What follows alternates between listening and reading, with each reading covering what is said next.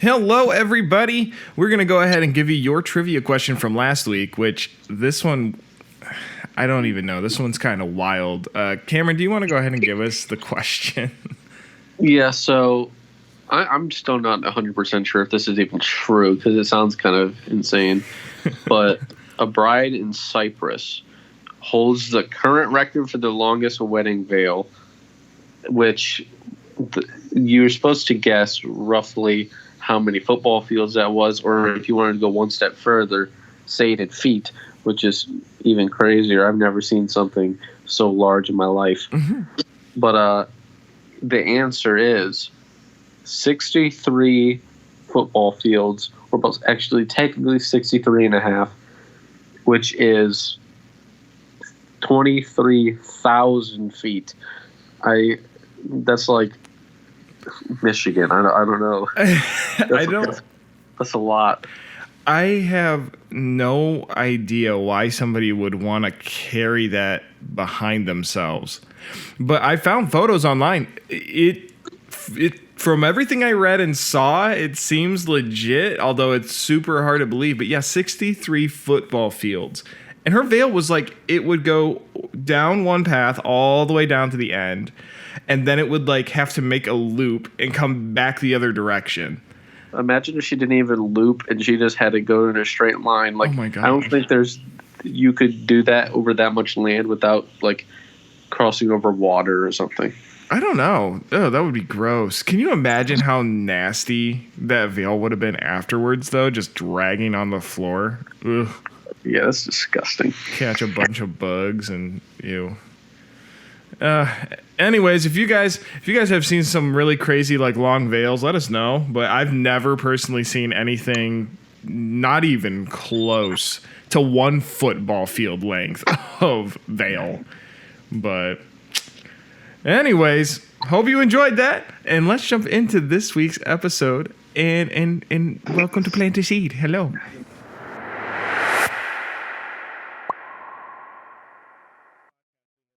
Hello, everybody, and welcome back to another episode of Plant the Seed. You got Nathan, and you got Cameron, and I had a delicious breakfast. It was great. So, Cameron, how are you? Good. I also had delicious breakfast. It was Lucky Charms. Dude, they slap so hard. Oh, my goodness. Gourmet. Right there. Oh, my.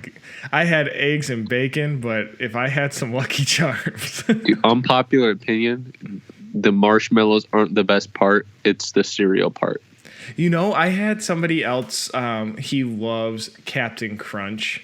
And, dude. And he only likes the little tan-colored, like, bits. He doesn't like the other ones. Good. They're so good. I don't think the marshmallows are that great. Honestly, like, when I think of a marshmallow and I bite into one, I expect it to be fluffy, not, like, crunch in my mouth as I eat my cereal. No, thank you. Yeah, it's like they're good, but the cereal part is honestly better. But Captain Crunch is like top 5 cereals. Has Lucky Charms gotten like to the point where they have their cereal without the marshmallows yet? I think there is some, but I think the best cereal ever, I think it's only at Walmart. It's Fruity Pebbles with the Lucky Charms marshmallows. Ooh, that sounds good. It's amazing. And now I'm hungry again because I eat too much food in Corona Teen. Well, cool. We're going to go ahead here, and we've already given you guys the quiz question, at least in our post-production of this episode. And I think we're just going to spin off and go right into our segment 1 of just a random moment of random topics of randomness with your favorite random host, Nathan and Cameron. Oh, yeah. Let's jump into that. So, Cameron, I know you had, like, some random questions that you had found of, like, what would you do type things. Oh, yeah. So, I was looking up, like, just random questions to ask people, and they were more like icebreakers for, like, a conversation, mm-hmm. which I guess this is sort of accurate to that. It's like, if you had to live one day that you've already lived, but every day for the rest of your life, what day would that be? I don't really know if I could choose one. I guess like one day when I was working at camp my first year, driving around with 3 of my friends going to Taco Bell on. So I think it was like the 4th of July, like 2018. I would probably relive that day. That sounds fun. It was having lit. Taco Bell every single day repeatedly, though? Oh, I would never get tired of it. I feel like I'm living every single day as the same day of my life right now. I mean, at least the time when we're recording this, Coronatine is still ongoing, and I think it's been like 30 plus some odd days. It might be closer to 40 now. And I feel like every day is just the same day. I'm living a Monday every day. But if I had to like choose one day that I could just relive repeatedly, when I was like a teenager, the church I was going to took a trip to like this youth camp in Pensacola, Florida.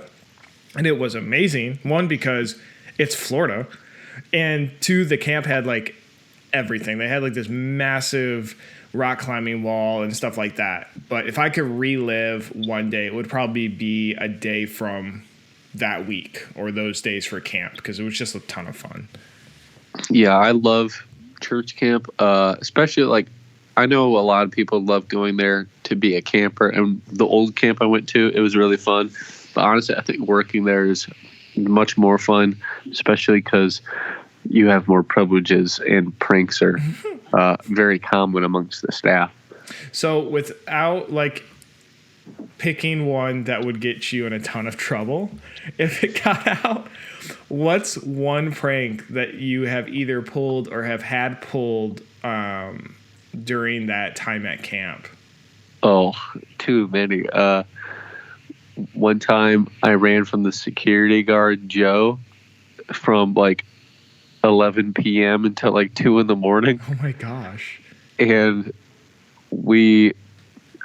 me and 2 other guys planned with a bunch of other guys to put one of the kayaks on the roof of the main building. Oh, no. But they never brought it to us because they got caught. So we ran to the river and hid by the rocks for like an hour. Oh my and word. just laid by the river, and then they flashed lights at us, but they didn't see us. That's awesome. So we got lucky, and then we ran. And they never technically caught us, but we admitted to doing it. I don't know if I've ever really pulled. Okay, wait, no, never mind. I do have a prank that I pulled one time, and it will be of my top 5. And it was so simple, but it was hilarious. I took a vacation with my family, and then we brought along my grandparents, so my grandma and my grandpa. And we went to Wisconsin, and in Wisconsin, they had like this tour of some castle that's there. Beautiful property. But in the back of the property, there was like this trail that you could walk, and it would go through the forest and stuff like that. And my grandpa kept like making fun of my grandma, saying, "Hey, you better be careful of the snakes." And she's like, "Oh, you better stop it. There aren't no snakes out here." And so we're crossing this little tiny bridge that was back in the back of the woods. And as we were walking over it, I reached down and I pinched the back of my grandma's like ankle. She screamed so loud and like fell on the floor flailing around, and me and my grandpa died laughing. It was the funniest thing. It was so simple, it was not complex, but just the fact that like the entire walk in the woods, he was picking on her about this little snake that would bite her, and then that happening, it made the day. It was great.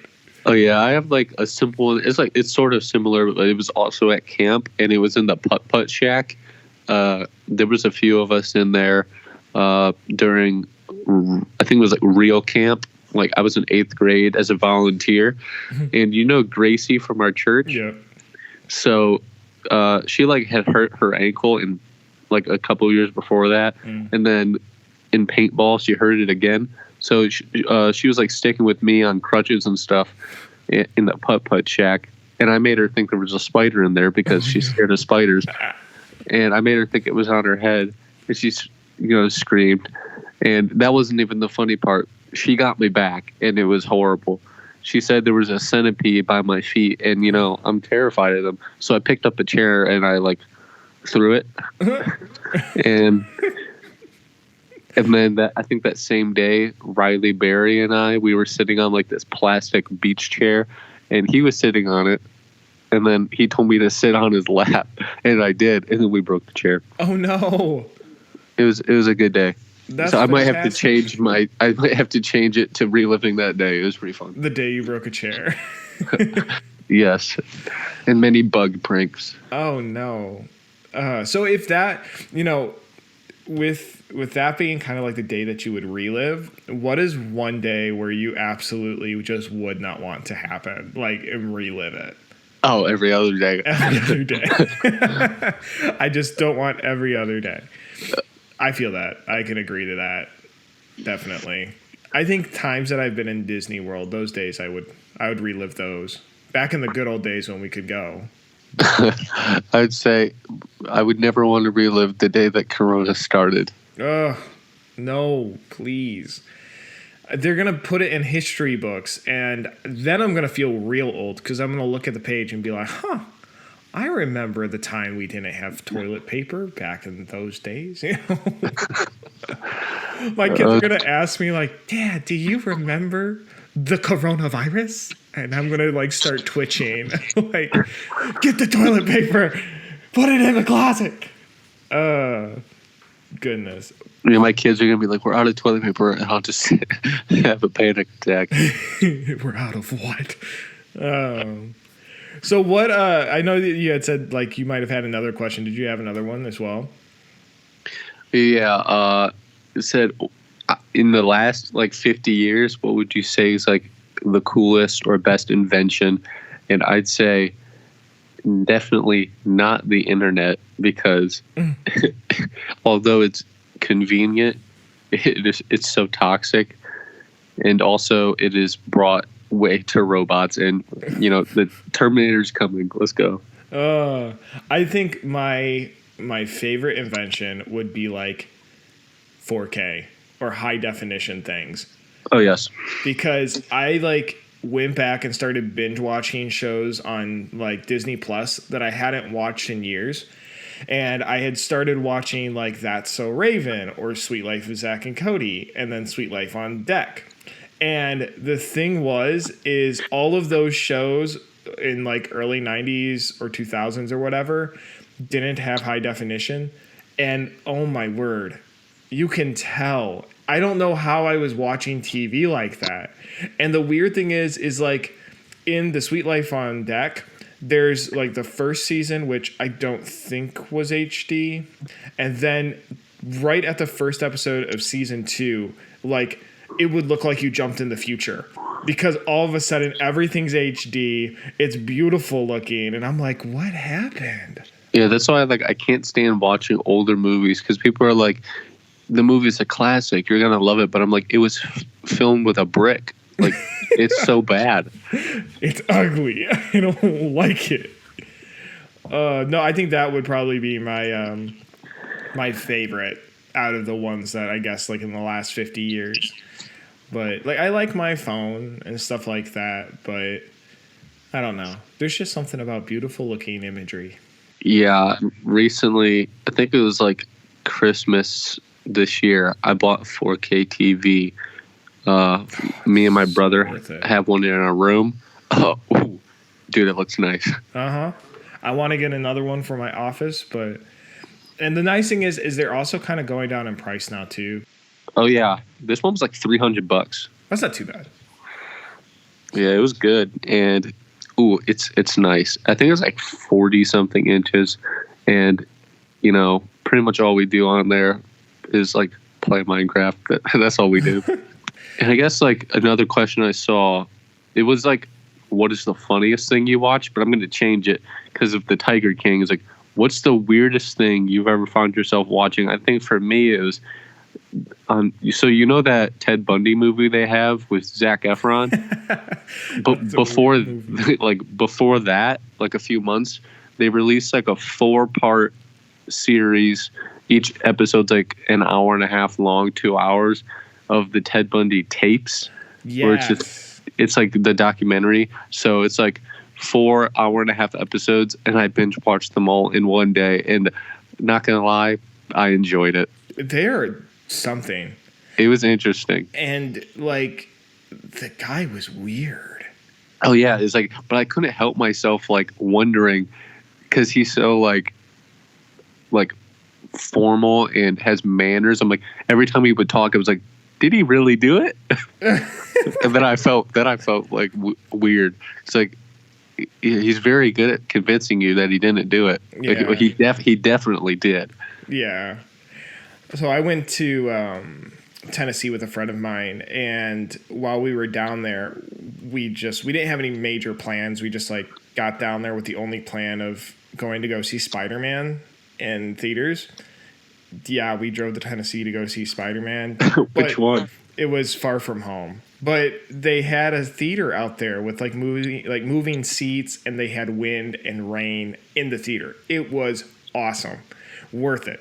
But one of the things we did while we were out there is we went to a crime museum, and we walked through this entire crime museum. We get to the end of this crime museum, and they have like a bunch of cars. And it was like replica car of O.J. Simpson chase or whatever. And you're going through, and it's a bunch of like replicas. And then you get down to the end, and it goes Ted Bundy's Volkswagen. Oh yeah, and I'm like, the yellow Volkswagen. I looked at my friend. I'm like, look at this replica Volkswagen. And we looked at the plaque. Nope, it was the Volkswagen. I forget, it was like yellow or brown or something. And it's like there weren't many made, and people were like, they described it perfectly, and then they saw him drive by, and they didn't pull him over. It was weird. It is a weird time, and like, I don't know what it is. I have some weird fascination with like the mind of a serial killer. So I watch like all those shows. And have you ever seen like BuzzFeed, like the true crime videos? Yes. Like BuzzFeed Unsolved? They're so good. Yeah. Some of them I haven't watched just because like they sound weird.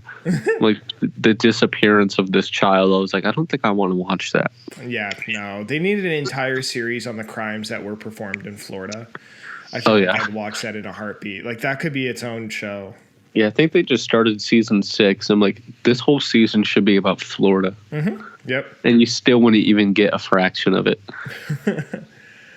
All right. Well, I think this is a good point to kind of like pivot into our segment 2. So we're going to take a quick break here real fast, and then we will get into our segment 2.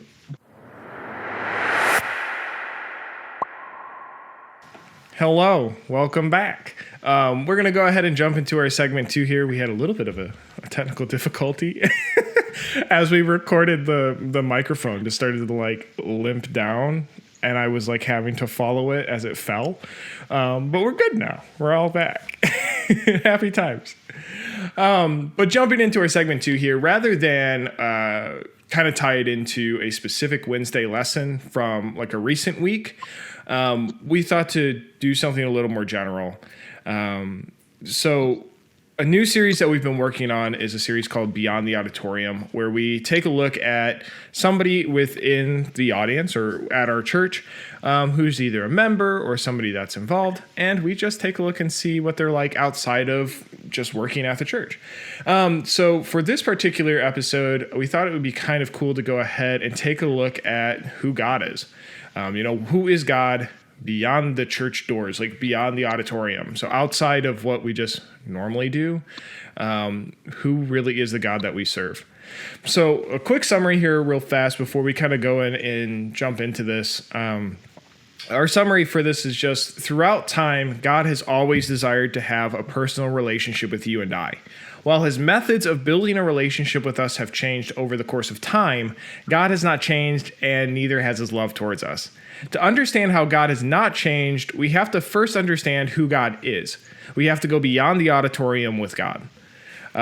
So where we kind of started working on this topic, Nick Warren went ahead and gave like a lesson on this topic, and we were going through like Exodus chapter 34 verses, like basically the whole chapter, but the verses we kind of wanted to focus on were on 6 and 7, where God actually describes himself. He like gives a list of his characteristics or qualities, and he says that he's merciful, gracious, long-suffering, abundant in goodness and truth, keeper of mercy, and that he's forgiving. So it's kind of a cool explanation of like what are the characteristics of God. If you don't know or you haven't heard those verses or you've never seen them before, again, those are Exodus chapter 34, verses 6 through 7. Highly recommend checking those out. Going through this topic, a couple things where I was trying to ask myself are like, what points, I guess, in life, or at what points in your life has God shown you like these aspects about himself? So these characteristics, have you had like an experience where you've actually seen these? Oh yeah, so definitely, especially like merciful and gracious and forgiving, because as we all know, we are all sinners, and I can vouch for myself. I have messed up quite a bit, and I'd say that he's been very forgiving and given me opportunities to like show people that I've improved myself with like things in the church, this podcast, and like working at camp. It's just like I've been able to prove that God has forgiven me, and you don't have to like live in your sin forever. Sure. Which some people may think is like impossible to get out of. Yeah, and I think a lot of, and myself included, you get to a point where you feel like you're so trapped or you're so stuck in whatever you're involved in that you can't get out of it, or that you can't be forgiven or don't deserve that forgiveness. And I think in a lot of ways that's somewhat true. Like, you don't deserve forgiveness. I didn't deserve forgiveness in those times. But I think one of the characteristics that God shows, and a characteristic of God, is that even though, yes, we don't deserve it, he's still willing to forgive us for it. I think that comes from that mercy and that graciousness too. I can tell you right now, I know he's long suffering because, you know, with all the times that I have just completely screwed up repeatedly, there is no reason why he should be patient with me anymore. Yeah, it's like I'm sometimes a fairly patient person with like other people that make me mad, but like personally, I get kind of tired of it. So I imagine that him with like 7+ billion people, I don't understand how he's that patient with everybody, because I get annoyed by like one person. Right. And you had mentioned that like one thing that's really cool is that even regardless of the times that you've made mistakes or whatever the case is, that God is still willing to use you. Like you had mentioned camp or with this podcast. I think it kind of goes to show how gracious God really is. Until somebody experiences that for themselves, I think it's kind of hard to have any kind of, I guess, I don't want to say faith, but maybe belief that something can change. But I can at least say from my experience, and I'm sure you've had like a similar one, where it wasn't like God had just written you off. Like, you made too many mistakes or whatever the case is, now I'm not giving you anything else and you're not usable anymore. I think the fact that God is forgiving and is gracious, merciful, that he's still willing to give you opportunities to do things, which is kind of mind-blowing because people in the world aren't going to do that. Yeah, and I forgot the exact quote, but it's like God doesn't like use like the perfect people. He uses the imperfect people, because why would he spend his time going after people that are like already saved and doing what they're supposed to if he could be going after people that are, you know, completely messed up? Sure. It's like, yeah, I forgot the exact quote. I'll have to look it up, but it definitely makes sense. Like, why people are like, why would he focus on me? I'm messed up. That means he's going to focus on you more. Yeah. Because you're not okay without him, so you kind of need him. Yeah, I think that goes back to that story or that parable where you have like a flock of sheep, like 100 sheep or something like that, and like one sheep goes and leaves, and the shepherd actually goes and chases down like that one sheep because it's lost. And, you know, to your point, if 99 sheep are where they're supposed to be, you don't need to worry about the 99 sheep that are already there. But if you've got somebody who's going a different direction, who is essentially in danger or something that's valued, you're going to go after that one to pull them back. And I think that that's kind of what God does too. It's, you know, here's my set of people who are already serving and are in a good place, that 99. But yeah, let me take the time out of, that love and that mercy of going after the one that needs help getting back. Yeah. And it's like, I found the exact Bible verse. It's like Luke chapter 5, verse 32, where it's like, I came not to call the righteous, but sinners to repentance. And like what you said about like the 99 and his love, I think it's like really showed in that song, Reckless Love, which a lot of people had a problem with because it says reckless. And I think Jared explained it to Brad, or it was the other way around, that it's like, when they're saying reckless love, they're not saying God is reckless, or saying it's like being madly in love. Like he's, really going for you. He's not like, I like it, but sure. Yeah. I think the one thing whenever I've heard that term reckless love is if you take, I think it adds more of a realistic look, a comparative look at God's love towards us. If you were to take a look at how much God loves us in comparison to the love that we show as people to one another, I think that people would look at it as being, quote unquote, in comparison to our standards, reckless. If I had the amount of love and dedication that God has at trying to get somebody back, to help somebody, I think the choices, if we were to compare it, seem reckless in our eyes because, oh my gosh, that's like above and beyond. How crazy. That's the kind of God that we serve, though. This is a God who isn't going to meet the standards of what we call love. He's going to greatly exceed those expectations and standards. And so in that way, I think if you compare it in that line, then yeah, in comparison to ours, it's not equivalent. It's not standard love. It is something that is actively trying to go after and help someone. Yeah, and it's like, it really confused me at first with like, I was all for the song, and then I heard the argument of God's not reckless, and I was like, huh, it kind of makes sense. And then I got told about what it actually means, and like how you were saying, like, he's just going after you. I think we obviously need to be more like that. We're like, we say we love people, and like as Christians, you say, I don't hate anybody, I love everybody, Sure. But then we don't go after them, so kind of doesn't show it. Right. I mean, I think we see that all the time, and I think a lot of Christians are guilty of that.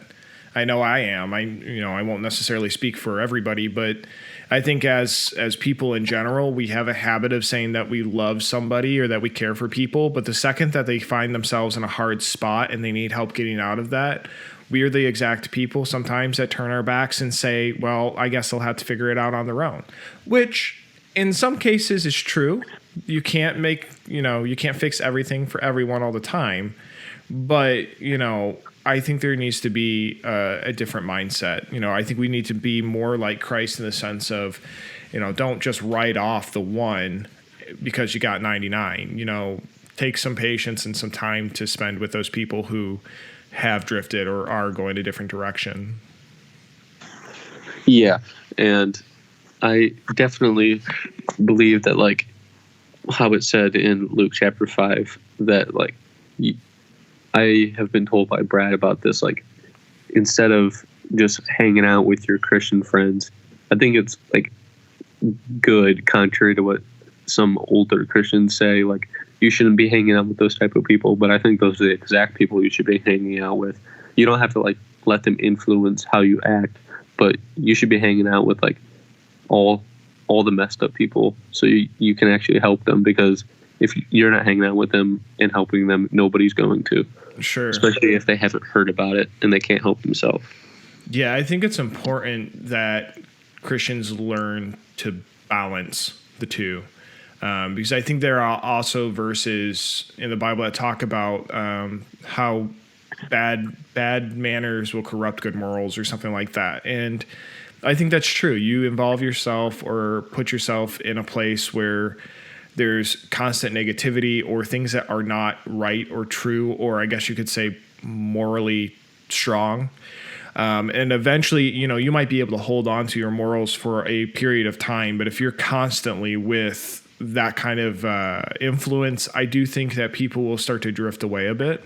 But I also agree that, I think you have to be willing to not necessarily separate yourself from those people either, in the sense of like not being willing to talk and speak to them. How else are they going to hear about God if we are like, oh, no, I can't talk to you because you don't already believe what I believe. We've been sent here to help people believe what is true, not to just expect that they're going to get it. Yeah, it's like rather than just keeping people away, you should chase after them, obviously, like how God does. And some people may look at you like you're weird or being reckless, but obviously it's the right thing to do. And like, I forgot where in the Bible it says it, but it's like how he is called out because he's eating dinner with like prostitutes and thieves and stuff. And they're like, why are you with these sinners? They're not righteous. He's like, I didn't come here for you. I came here for them. Yeah. Savage answer, by the way. Just like, sit down. Eat your food. Sit down, son. So I guess one thing in terms of when people talk about the characteristics of God, I get asked the question very often by both Christians and people who aren't saved. And I think it's never in a rude context or usually isn't in a rude context, but in a way that's just a legitimate question. But the question I'm asked very often is, if God is loving, gracious, etc., why does he allow bad things to happen to good people? I don't know if you've ever been asked that question before. All the time. Yeah, and I think we as Christians can look at this question in one of two ways. We can look at it in that person of like, oh my goodness, how could they ask this or whatever, or be almost frustrated with the question. Or we can look at it and recognize it for what it is. It's a legitimate question. It's a good question. It's one that I think requires an answer. So to help, I guess, answer this question, I wanted to share a little bit of a story. We sent out kind of like a snippet or like a screenshot of our episode notes, and it just says Nathan's plunger on wall story with a little note that says, sorry, Mom. So when I was a kid, and my mom, until very recently, didn't know this story. I told her about it before this episode aired, and she was like, that's what happened. But when I was a kid, I found like the plunger in the hallway by this one wall in my house. And I don't know why I did this. I was bored. But I took the plunger and I was like, do plungers really stick to walls? And so I took it and I like just went at it and just like plungered the wall, and then realized, oh crap, it does plunger on objects like in the movies. And so I was like, I gotta get it off. So I yanked the plunger away from the wall and consequently like ripped the paint and like the perfect circle plunger shape, and was like, oh my gosh, oh my gosh, oh my gosh.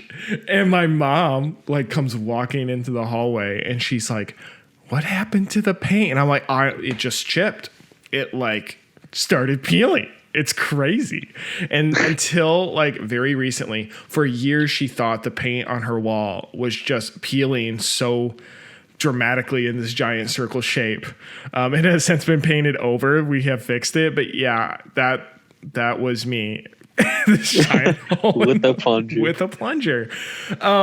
And so part of the reason why I share that story, and I know it's kind of like goofy or whatever, but I guess a question that I could ask the people or to you is, was it the paint or the plunger's fault that the paint ripped off the wall? No, it was your fault. I don't know. I think it might have been the plunger. Things shouldn't stick to a wall. Like, silly manufacturers, don't you know that I'm going to put it on the walls? But yeah, it's not the plunger's fault that it ripped the paint off the wall, and it's not the paint's fault that it had a plunger on it getting pulled off the wall. It was my fault for putting the plunger on the wall to begin with. So with that in mind, I think the same thing applies to the question of if God is loving, gracious, etc., why does he allow bad things to happen to good people? I think the question, although a good question and a legitimate question, I think has to be changed a little bit.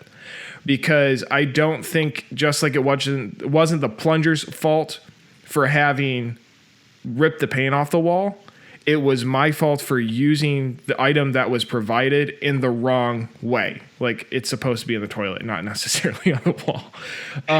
So I think the question has to be modified a little bit. And how I kind of changed the question, one that I think we can talk about in line with this conversation, is why do bad people do bad things to good people? And why are more good people not doing things to prevent bad things from happening?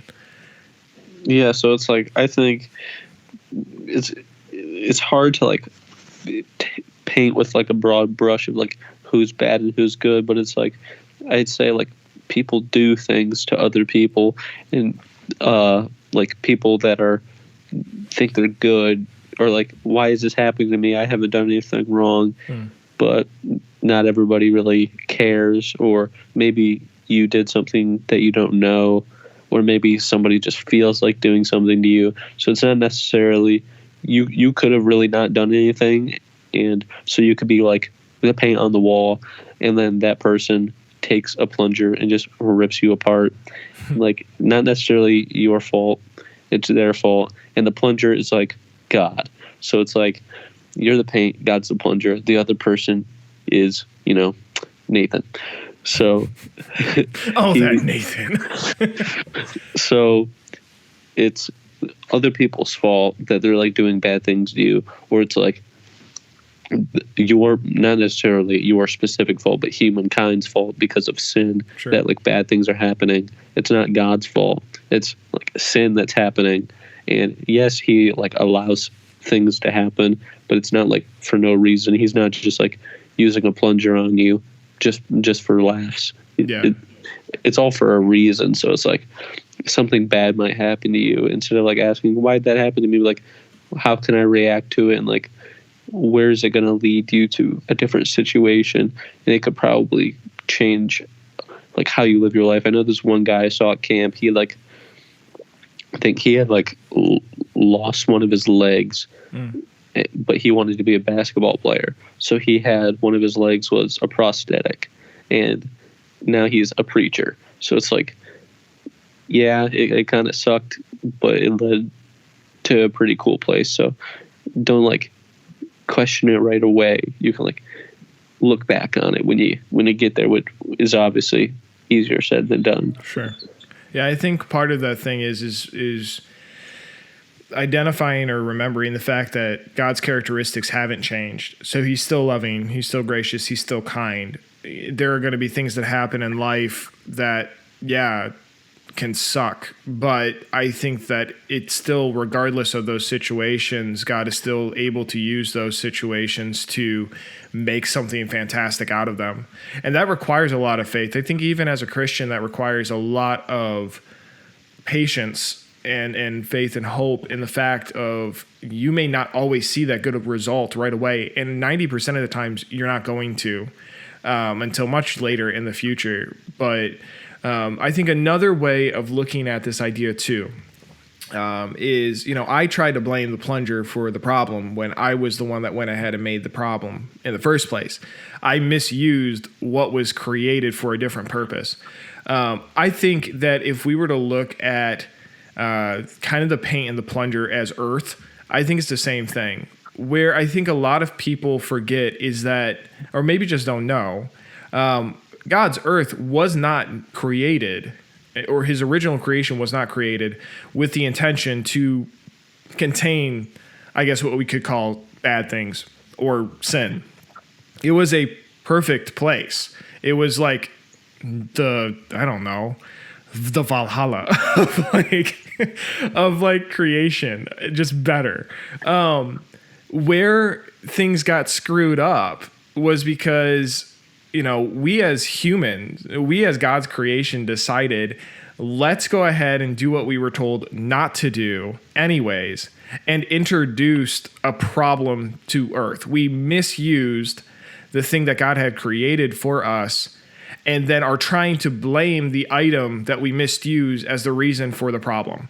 It would have been like me blaming the plunger for the plunger ripping the paint off the wall, rather than looking at it as I misused the item that's intention was never to be put on a wall to begin with. So I think the one thing we have to keep in mind is God's creation was without sin before we as humans decided with, our God-given choice, that would be easier to just rebel and screw it up. And now we're facing the consequences and we're blaming God for it. We're blaming God, who didn't necessarily make the problem to begin with, because we misused the item. Yeah, it's like people I hear often ask, why does God do this stuff? It's not necessarily him doing it, but it's he's letting it happen. And obviously, with the situation of Job, he's he let Satan do certain things, but he said, don't hurt him, but you can take his stuff. So it's he lets bad things happen in order to help you grow as a Christian. And it's not the fact that he's doing anything, because he's not actively going out and trying to destroy your life, but he'll let Satan work and do things to a certain extent in order to get you moving, so you're not just sitting there doing nothing. Because sometimes it takes a little bit of a bad thing to make you get up off your butt and actually do something with your life. Sure. Yeah, I think where we kind of, I think, misinterpret things too is that regardless of the person, God has never intended on controlling people. I think he has, when he created creation, created with the idea of, I want this thing that I'm building to have free thought, free reign to choose whether or not they love me or not. I think about this in a parent, child type relationship.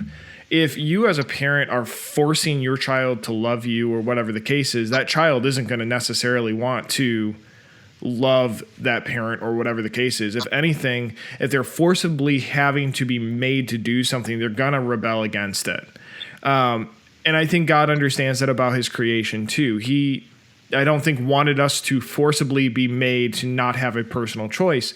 He wanted us to have that free range to decide to grow a relationship with him or make the right decision. With that free choice also comes the fact that as much as people have a choice to do the right thing, everybody has a free choice to also do the wrong thing. And I think when somebody is, a tragedy happens or whatever the case is, we also have to remember the fact that that's also somebody's choice. Wrong choice, yes. Dark choice, absolutely. But if God just started controlling everybody and forcibly making people do what he wanted, we'd hate that. That wouldn't be very loving. I wouldn't want to live like that. Yeah, it's what good is love? It's just if it's just from a robot and they don't have a choice. Because I'd say I'd rather want somebody to love me because they want to, rather than me making them. And I know one question that I hear people ask about is if God is omniscient and he knows everything before it's going to happen, why did he give us free will if he knew we were just going to sin? I'm because although he knew we were going to sin, he didn't want to take that choice. And I think one theory that I heard is that although he knows our hearts and what we're going to do, I think the future is never certain that we can change what we're going to do based on our free will. I don't know. That's just a theory that I heard. But I think that to answer their question of if he knew we were just going to sin, why did he give us free will? Is because it's still our choice. Because Sure. It's all about him. He wants us to love him, and even if it requires us having pain and living in a sinful world. It's better than like having a bunch of robots love him. Yeah, I mean, I think even more so than that too is the fact that God is omniscient. He knows yesterday, today, tomorrow, future, whatever. The thing that I think shows just how loving and caring he is he handcrafted creation. So he handcrafted you and I, human beings. And if you think about it, he handcrafted us knowing we were going to betray him, knowing how much we're going to screw up and things like that, and yet still decided, I love them enough to still create them. I think that's crazy. I think that kind of blows my mind. I think about it in the sense of like nowadays, if I was creating something knowing that thing was going to screw up, I'd give up on it. It would never become a thing. But we serve a God that even knowing how far away that we were going to run from him, decided that he still loved us enough to create us regardless of that. And the other side of that too is I think we also get mad at God because, oh, well, then why am I even here? What's the point? And things like that. I think even regardless of the fact that he knew that we were going to screw up, also provided us a way out of that. He said, hey, you're going to mess up. It's not going to be great. You're going to run away from me. But here's Jesus Christ, who's going to die and sacrifice himself in your place because I love you enough to give you an opportunity to be able to come and spend time with me in what I intended your life to be. I think that's awesome. Yeah, and I think it's like our love towards him is even more valuable if it's like coming out of like being triumphant over bad things in your life. Because, I mean, if you love him, but you've had nothing happen to you and you've had a sinless life, I think it has less impact than like, oh, I went through all this bad stuff and then God saved me and that's why I love him, rather than, oh, I just love him because I was born like that. Like, sure. I think it just has more impact and meaning to it. Yeah. So kind of wrapping up here before we kind of give the trivia question for this one.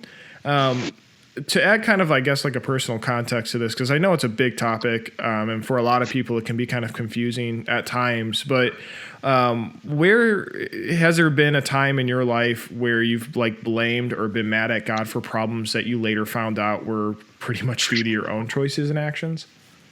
Oh, yeah. And like, yeah, that's a really good question. And I know it's a problem with a lot of people, and I try not to be like this, but I mean, I don't think anybody can say that they've never thought it at least once. Mm-hmm.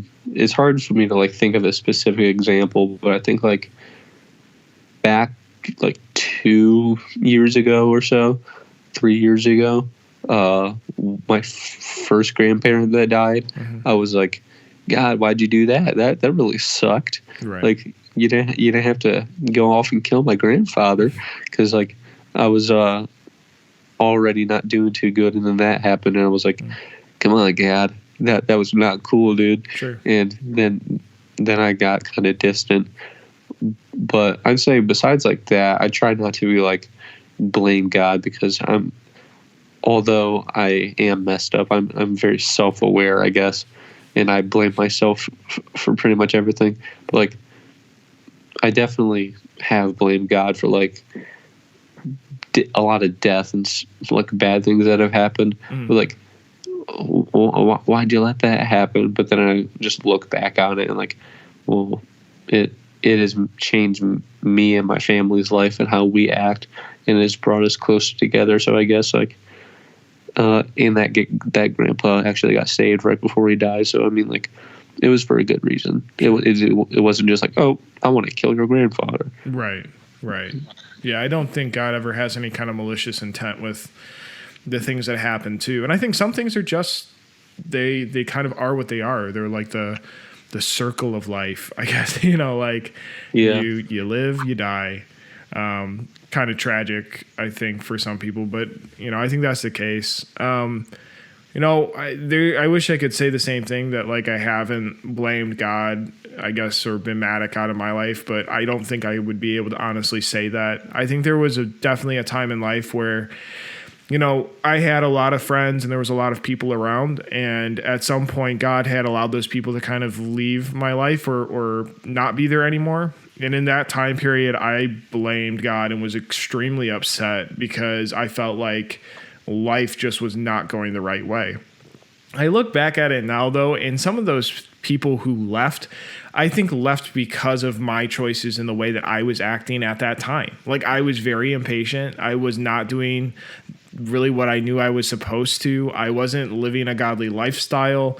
And I kind of look back and I'm like, well, I can't blame God for the fact that I was deciding to do things that ultimately resulted in losing some people.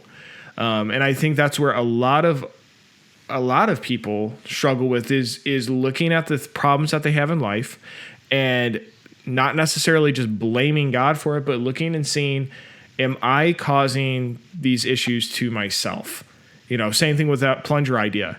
Is it actually God allowing these things, or because of my misuse of whatever has been placed there, am I blaming something that wasn't even the problem to begin with when I was the problem or I made a mistake?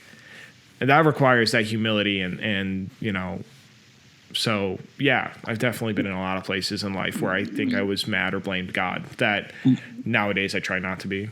Yeah, before we get to the trivia question, I think it's like you really have to like look back and just like take responsibility for like the things that you've done. So it's like, I remember a couple of years ago, I was like really close to this person that I met at camp, and I had made a really stupid decision, and like I acted really weird, and then they stopped talking to me, and now we don't talk at all. Mm-hmm. And I was like, God, why'd you take that person from me? Like, I really cared about them. And then I didn't realize it until like a year later. I was like, oh wait, I acted like that. That's probably why they left. So it's like, you really just got to take responsibility. Obviously, not everything's like in your control, and it's not just because of you, but I'd say most of the time it's because of our decisions. So it's like, sure, you got to be like, you got to humble yourself sometimes, sure, not just blame everything on God, because that's not going to even get you anywhere. Right. Yeah, I agree.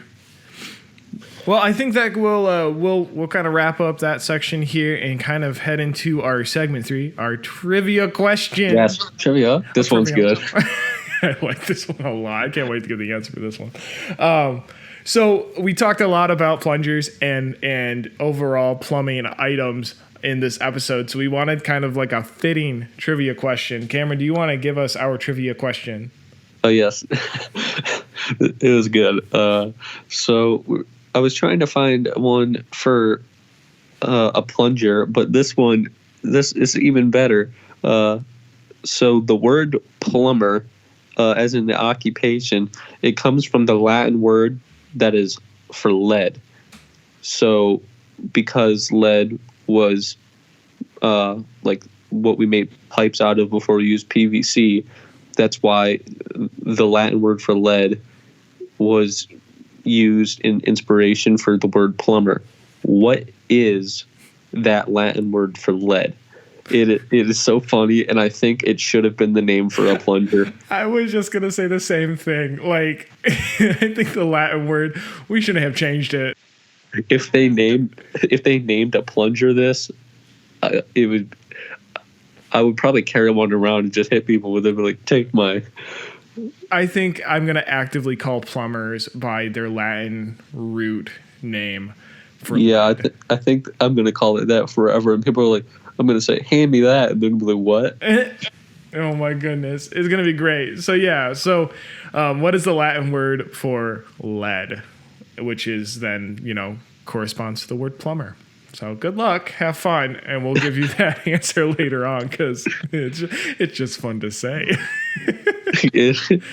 All right. Well, until next time, remember to be different, do different.